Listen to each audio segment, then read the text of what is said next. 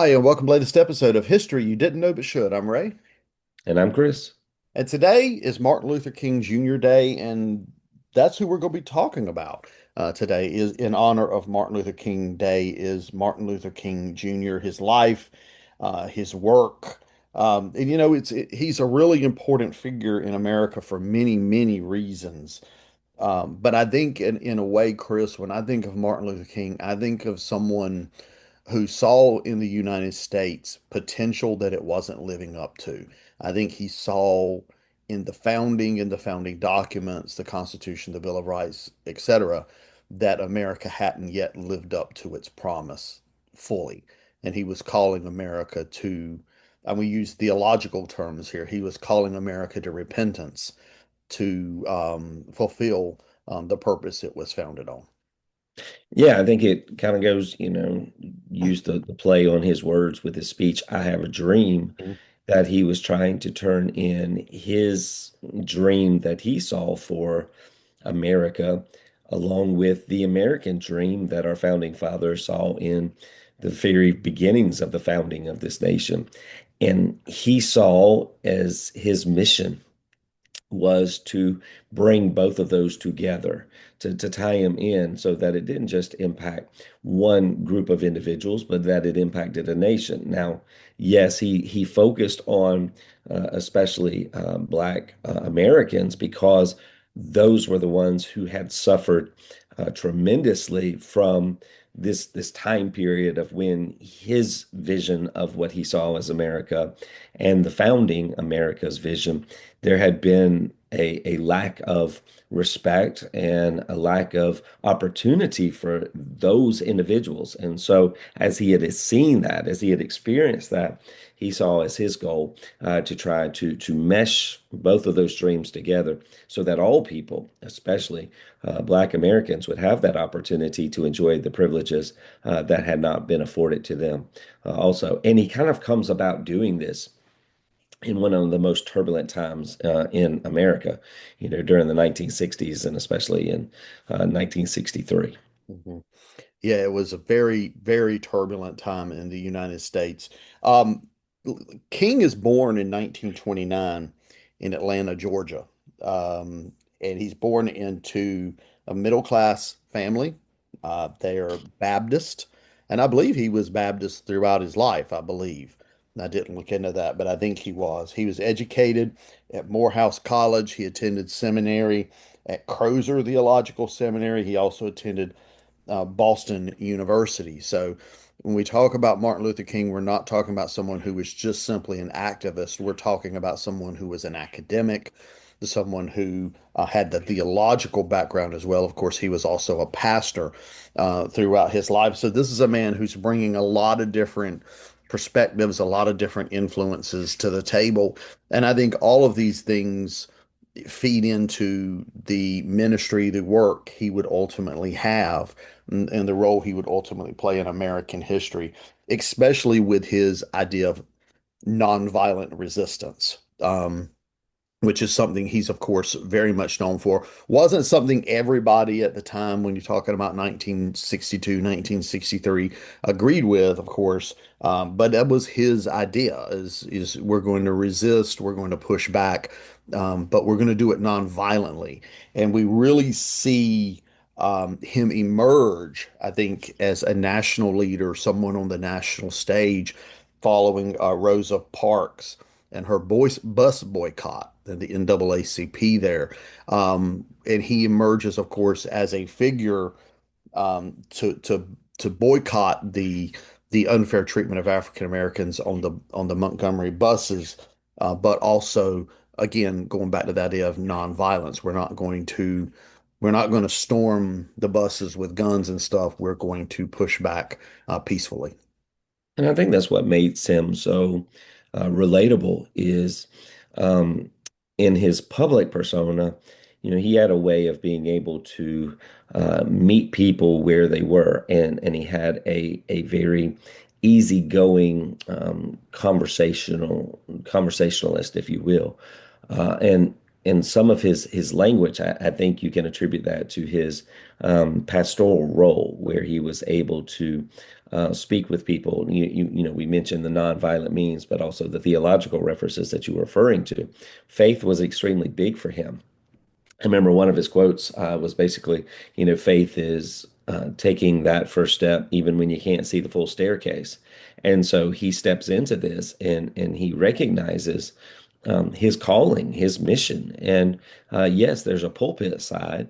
Yes, there's a theological side, but there's also the relational aspect of being that pastor who leads a nation through a dark and tumultuous time. And so he craves that opportunity to make a difference, hoping, I think, that not only does he make society better, but also keeping with his religious beliefs, that he will help usher in that new kingdom, that new understanding of what it would be like in heaven one day when all individuals, all races from all places are able to worship together, to be together as one, where there is no violence, there is no argument, but it's peace, it's harmony. And so I think, bridging those two gaps is one thing that he really, really wanted to do. And he had the pastoral training to be able to get into doors that, say, Malcolm X and other leaders were not able to, because of the tone of the way that he was talking. Yeah, and one thing I came across several times when I was reading up on Martin Luther King and his protest and his thinking there is Gandhi.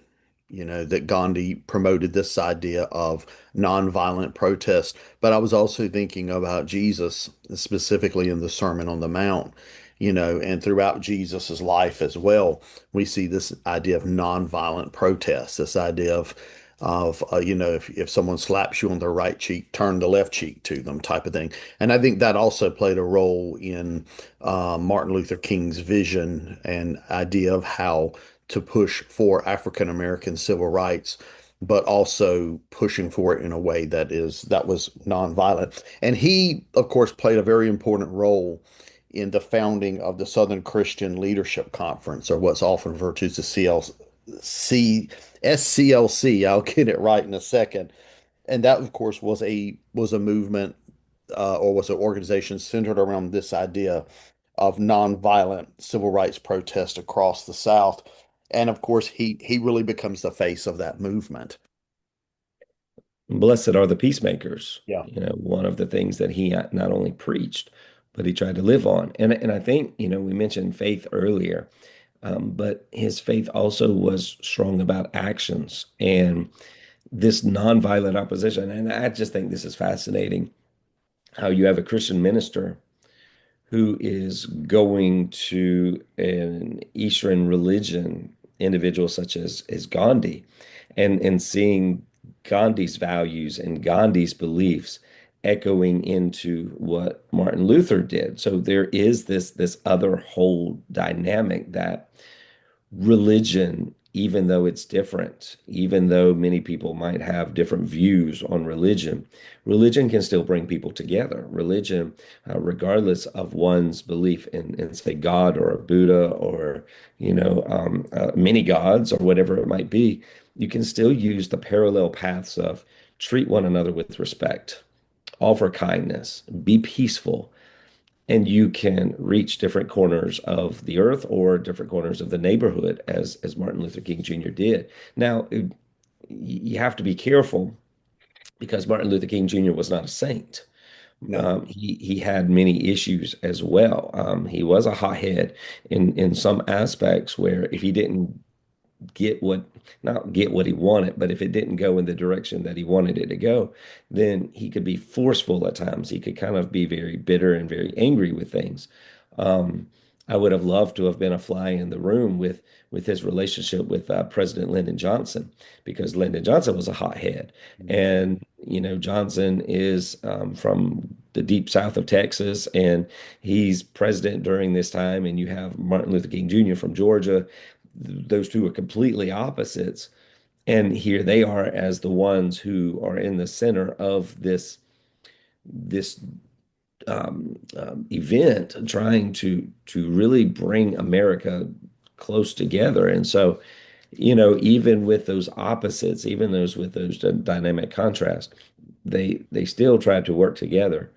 Even though there was some hostile moments between the two, they really didn't see eye to eye, but they both wanted the best for the country, and so you start to see them trying to work together. Yeah, and LBJ, Lyndon Johnson, I found him to be a little two-faced on some of this. On one hand, he is he's promoting civil rights. He's promoting, uh, signing this legislation coming out of Congress, and good for him. I mean, I think he did good things there. But on the other hand, he's authorizing the FBI to spy on Martin Luther King and um, to sort of try to dig up dirt on him. And like you said, Martin Luther King is a very important figure in American history. But like all of us, like every single one of us, he was not a saint. Yeah, I'm not a saint. I know that's hard for you to believe, Chris, but I'm not a saint. None of us are. And we all have our faults and our failures. But I've always found that interesting that Lyndon Johnson, on one hand, is promoting civil rights. On the other hand, for whatever reason, he's seeming to try to maybe undermine King a little bit. Yes, and I think once again speaks to the character of Martin Luther King Jr., who did have these individuals who tried to undermine him, Mhm. individuals who were in politics, such as the president, but also some of the people who were in his same camp, who were trying to advocate for more rights for African Americans and for the Black citizens in America, and wanted to go about it in different ways. Mentioned Malcolm X a little bit ago. Those two individuals, completely different opposites as far as the way to get this. However, you can go back early on and you can look at Du Bois and W.B. Du Bois and I just lost the other individual. You remember who was talking about where they had different. It will come to me in a second. Where they had different tracks also to help the African Americans as they came out through slavery and the end of the Civil War, and one saying, "Go after it. You deserve this. Fight, fight, fight for it." And the other saying, "Be patient, work through it, use peaceful means to try to accomplish those goals." And so, throughout the course of history, there are people who have different motives and different methods for trying to achieve the same thing. In Martin Luther King Jr.'s case, his legacy is founded on that he did it through the nonviolent means. And I think we see some of that today, but then we also see kind of straying away from that also with some of the protest and some of the other things that go on. You want to do the nonviolent means, but then there are some who feel that that's not reacting fast enough and then try to go in other manners. Yeah, there's that tension. Yes, we're all sort of on the same team, but there were those who looked at Martin Luther King, especially people like Malcolm X, and said, "No, that's too soft. We're not interested in that. We're interested in being more forceful." And of course, King would run up against violence. One of the things that I'm sure Martin Luther King knew going in, and but he certainly got it sort of proven to him, especially in 1963 in Birmingham, was the violent opposition to civil rights, whether the civil rights activists were violent or nonviolent. You know, the the white South wasn't always willing to be nonviolent in return. So you get, of course, the videos of dogs attacking black people in the streets and the water hoses, the fire truck water hoses, and King himself is arrested there in Birmingham, Alabama in 1963 and put in jail, where he writes this really important letter. Historians are very creative. Letter from a Birmingham jail uh, you know, but he writes this very important letter. But the letter, interestingly enough, Chris, is not to politicians, it's not to the president, it's to his fellow clergymen. That's how he starts the letter off. So you see where his mind is, and he's talking about, what they need to do, standing up for the civil rights of African Americans against what is happening to them. Yeah, I think there was a quote that basically said, any injustice anywhere is a threat to justice everywhere. Right. And that was what he was writing while he was in that jail. And it is a fabulous document that I encourage individuals to take time and read. I know that and I'm sure you, use it in our classes that we teach Yep. because it allows individuals to really understand a variety of things. First of all, you have an individual who is in jail for promoting nonviolent peace and the means for just basic human rights. But even after all of that treatment, everything that he's going through, he still has a calmness about him through that letter in which he is just trying to still speak to the nation to say, this is injustice.